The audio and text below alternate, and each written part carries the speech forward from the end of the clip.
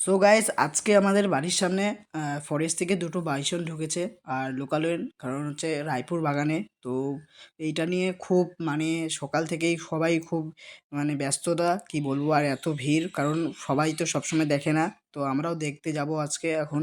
তো আমি আর আমার ভাই একটা মিলে আছি। আর আমাদেরই বাড়ির সামনে দুটো মানে একটু দূরে একটু একটা বাড়িতে একজন মহিলাকে মেরে ফেলেছে। তো দেখতে পাচ্ছ প্রচুর ভিড়, চারিদিকে প্রচুর ভিড়। আর কি বলবো মানে এখানে পাপোগাও আছে, প্রচুর ভিড়। আমরা সবাই মিলে আসলাম দেখা করতে, দেখতে আসলাম তো বাইসনটাকে।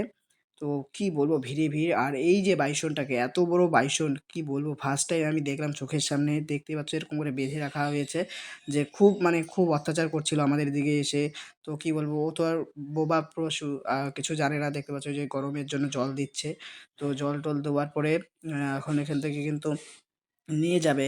তো জেসিবি করে আসার পরে এখানে দেখতে পাচ্ছ প্রচুর পুলিশ ফোর্স, যেটা কি বলে ফরেস্ট ডিপার্টমেন্টের পুলিশ ফোর্স, অনেক অনেক মা লোক এসেছিল। আর এখানে দেখতে পাচ্ছি যে জেসিবি গাড়ি করে কিন্তু এটাকে নিয়ে যাওয়া হচ্ছে সেইখানে ট্র্যাক্টরের উপরে করে নিয়ে এখন ফরেস্টে নিয়ে যাবে। তো আপাতত এখন ইঞ্জেকশন করা হয়েছে, ঘুমের ওষুধ, ঘুমের ইঞ্জেকশন যেটা বলে।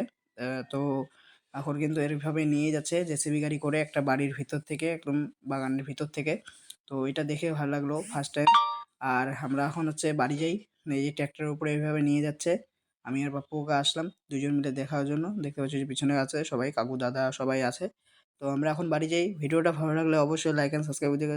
যা কে কে তোমরা আগে কে কে বাইসন দেখেছো অবশ্যই কমেন্টে জানাবে। বাই।